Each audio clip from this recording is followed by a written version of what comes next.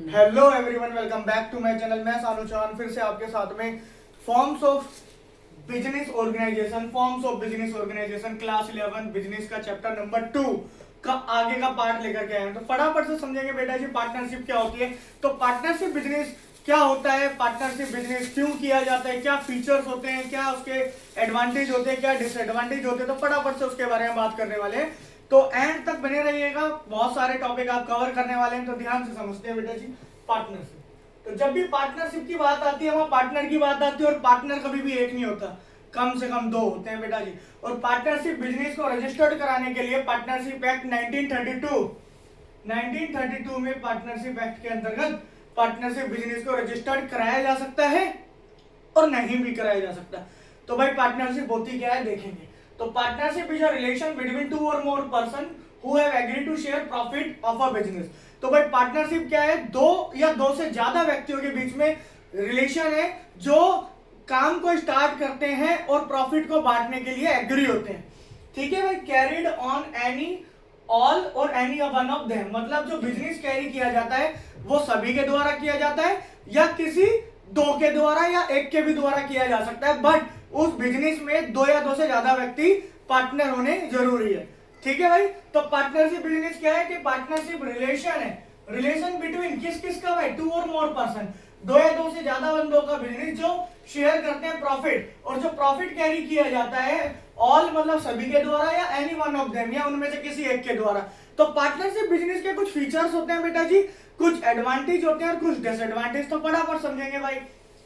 Features की अगर हम बात करूं तो क्या खास बात होती है, बेस्ड ऑन एग्रीमेंट, कि जो भी partnership is form by an agreement between partner. तो पार्टनर के बीच में एक एग्रीमेंट होता है जिसके द्वारा पार्टनरशिप फॉर्म की जाती है, वो एग्रीमेंट को हम पार्टनरशिप डीड बोला जाता है। और पार्टनरशिप डीड में भी रिटर्न और ऑरल, भाई रिटर्न भी हो सकती है और ऑरल भी हो सकती है। तो पार्टनरशिप डीड के अंदर पार्टनरशिप डीड रिटर्न और ऑरल दोनों हो सकती है। और पार्टनरशिप को फॉर्म करने के लिए सबसे इंपॉर्टेंट है भाई एग्रीमेंट, एग्रीमेंट होना जरूरी है।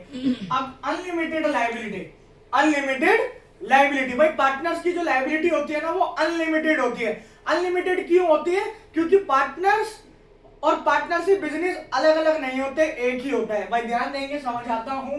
इन the partnership form business liability of partner unlimited. If a firm can not pay its debt the personal property of partner can be used to pay the creditor. तो भाई देखो, अगर partner अपने आप सारा पार्टनरशिप फॉर्म से payment कर देता है अपने क्रेडिटर्स की तो ठीक है। अगर पार्टनरशिप फॉर्म की पेमेंट पार्टनरशिप फॉर्म के द्वारा क्रेडिटर की पेमेंट कर देता है तो ठीक है। और अगर क्रेडिटर्स की पेमेंट नहीं कर पाता तो जो पार्टनर हैं उन सभी की लायबिलिटी अनलिमिटेड होती है, उनको खुद की पर्सनल इनकम से भी पैसा देना पड़ सकता है। ये पार्टनरशिप बिजनेस के अंदर कहा गया है। अगर मैं तीसरे पॉइंट डिसीजन की बात करूं तो all the decision are made with the consent of the partner. भाई देखो, जितने पार्टनर, अगर उन सभी पार्टनर्स के बीच में म्यूचुअल अंडरस्टैंडिंग है, म्यूचुअल कंसेंट है, तो पार्टनरशिप बिजनेस में कंसेंट के थ्रू डिसीजन को मेक किया जा सकता है बड़े इजी तरीके से। तो भाई देखो, all the decisions are made with the consent all partner and each partner is responsible for operating the firm. तो भाई देखो, सभी पार्टनर्स में हर पार्टनर, जितने भी पार्टनर होंगे चाहे वो 2 हो मिनिमम या मैक्सिमम 50, सभी के सभी रिस्पॉन्सिबल है पार्टनरशिप बिजनेस को करने के लिए। तो आइए फोर्थ पॉइंट समझते हैं, प्रॉफिट शेयरिंग। तो भाई देखो, बिजनेस के अंदर जब भी कोई भी बिजनेस किया जाएगा XYZ, तो भाई प्रॉफिट्स होंगे या लॉसेस होंगे, और वो प्रॉफिट एंड लॉसेस जो है पार्टनर में शेयर किए जाएंगे। इसलिए लिखा हुआ है कि भाई profits and losses are shared among partner in an agreed ratio. तो जो भी उनके बीच में एग्रीड रेशियो होगा उस एग्रीड रेशियो में शेयर किए जाएंगे। बट एक इंपॉर्टेंट बात है भाई, when partnership deed is silent, अगर पार्टनरशिप डीड जो यहां पर फॉर्म करते टाइम अगर बना ली थी तो रिटर्न भी हो सकती है, ओरल भी। अगर रिटर्न में है तो भाई वेल एंड गुड है, अगर ओरल है इसका मतलब है बनाई नहीं गई। जब नहीं बनाई गई, साइलेंट है, तो प्रॉफिट इक्वली दिया जाएगा। समझ आ पा रही है भाई बात। Last point, no separate legal entity. तो भाई सेपरेट लीगल एंटिटी नहीं होता, जो ऑनर है और जो पार्टनरशिप फॉर्म बिजनेस है दोनों एक ही व्यक्ति होते हैं, अलग अलग नहीं होता, अलग अलग कंपनीज में होता है। भाई ध्यान दीजिएगा, सोल प्रोप्राइटर में भी अनलिमिटेड लायबिलिटी थी और पार्टनरशिप फर्म में भी अनलिमिटेड लायबिलिटी होती है। तो भाई ध्यान दीजिएगा, the firm is not distinct from its partner unlike a company, जिस तरीके से कंपनी होती है। तो बेटा जी मैंने आपको पार्टनरशिप फर्म बताया कि जब दो या दो से ज्यादा व्यक्ति मिलकर कोई बिजनेस स्टार्ट करते हैं और बिजनेस में प्रॉफिट का हिस्सा शेयर करते हैं तो उसको पार्टनरशिप फर्म बिजनेस बोला जाता है। और इसके फीचर मैंने आपको बताया, एग्रीमेंट पर बेस्ड होता है, अनलिमिटेड लायबिलिटी होती है और जो डिसीजन लिए जाते हैं वो म्यूचुअली अंडरस्टैंडिंग से और कंसेंट के द्वारा लिए जाते हैं। अगर सभी पार्टनर कंसेंट दे रहे हैं, एक्सेप्टेंस दे रहे हैं, स्वीकृति दे रहे हैं तो वो डिसीजन ले लिए जाएंगे। और प्रॉफिट शेयरिंग मैंने बताया कि भाई प्रॉफिट शेयरिंग जो भी पार्टनरशिप डीड है उसके अंदर जो भी रेशियो लिखा हुआ है उसके अकॉर्डिंग होंगे, अगर पार्टनरशिप डीड नहीं है तो इक्वल है। और नो सेपरेट लीगल एंटिटी, क्योंकि भाई फर्म में जो पार्टनरशिप फर्म है और उसके जो पार्टनर्स हैं दोनों बिजनेस अलग अलग नहीं होता, एक ही बिजनेस होता है। तो फटाफट से बेटा जी नोट कर लीजिए, फिर आगे बढ़ते हैं।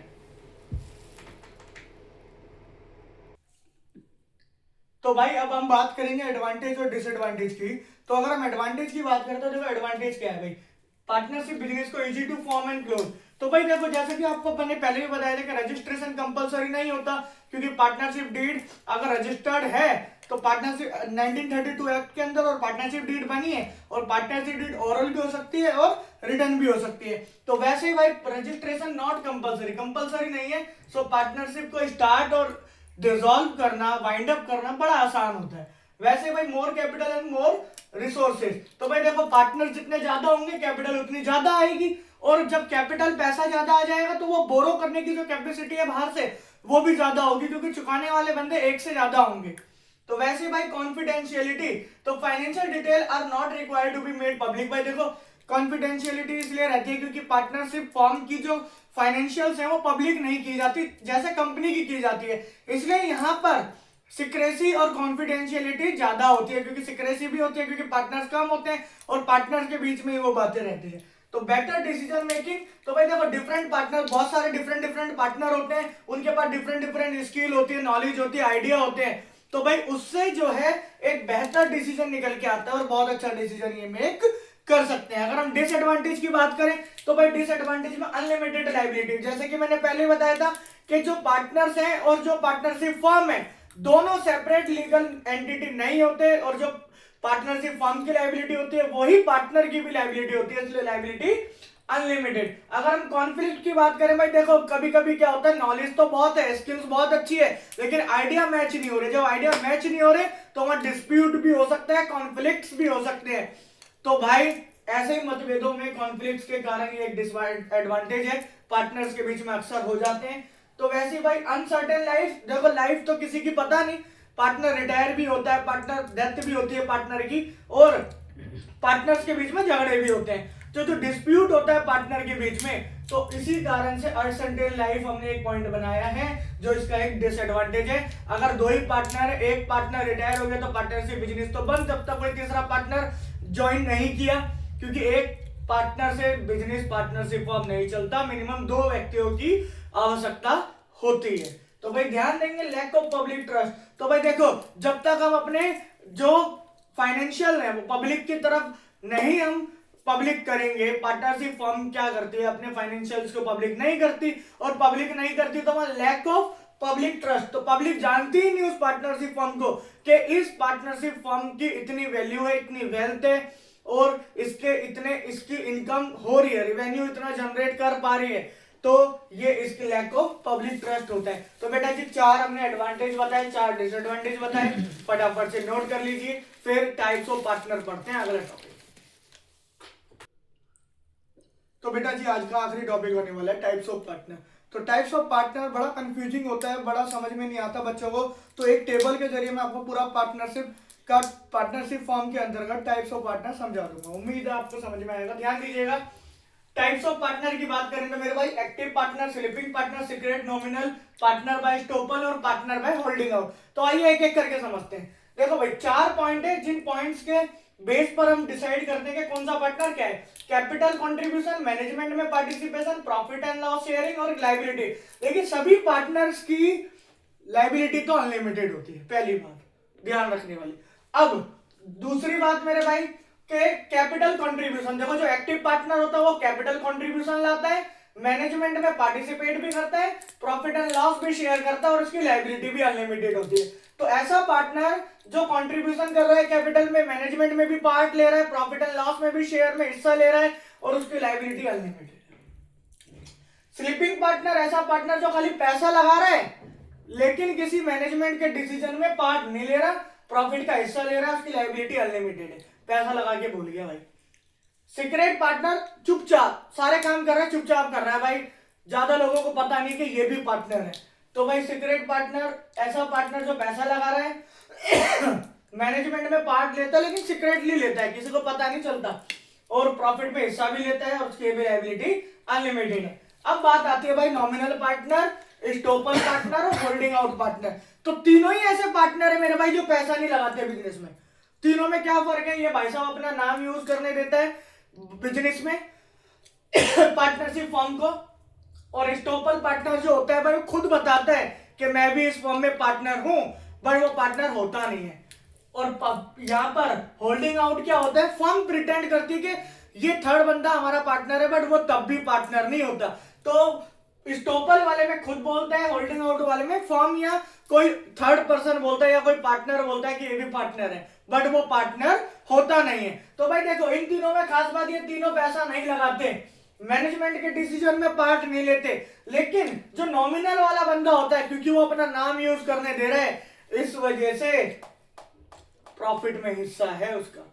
अब पार्टनर वाले स्टॉपल में प्रॉफिट में भी हिस्सा नहीं देते, होल्डिंग आउट वाले को भी नहीं देते, बट इनकी लायबिलिटी होती है भाई, क्योंकि देखो ये तो खुद ही अपने आप को बता रहा है कि तीसरा बंदा इसकी गुद्दी पकड़ लेगा अगर कोई परेशानी हो गई, क्योंकि पार्टनर बताया था ना उसने, इसलिए इसकी लायबिलिटी अनलिमिटेड है। और होल्डिंग आउट वालों को जो है पार्टनरशिप फॉर्म ने बताया था कि हमारा पार्टनर है, या पार्टनर ने बताया था, तो उसे भी पकड़ा जाएगा, इसलिए उसकी भी लायबिलिटी अनलिमिटेड है। तो मुझे उम्मीद है आपको पार्टनरशिप फॉर्म, उसके फीचर, उसके एडवांटेज, डिसएडवांटेज और टाइप्स ऑफ पार्टनर, तो ये सारा समझ में आया होगा। पार्टनरशिप फॉर्म से अक्सर क्वेश्चन आता है, तो पार्ट 2 था ये हमारा, इसके बाद पार्ट 3 आएगा और उस पार्ट 3 में हम चैप्टर को एंड करेंगे। और इसी के साथ आगे बढ़ते हैं, फटाफट से नोट कर लीजिए और चैप्टर को ध्यान से समझिए। इस चैप्टर से अक्सर एग्जाम में क्वेश्चन आते ही आते हैं और पार्टनरशिप फॉर्म बहुत इंपॉर्टेंट है। एंड अक्सर मैं एक बात बोलता हूं बेटा जी, डोंट ट्रबल योर माता पिता, और तैयारी में ध्यान दीजिए और लग जाइए। 14 फेब के बाद 15 फेब से 16 फेब से आपके एग्जाम स्टार्ट होने वाले हैं, तो ऑल द बेस्ट, नोट कर लीजिए।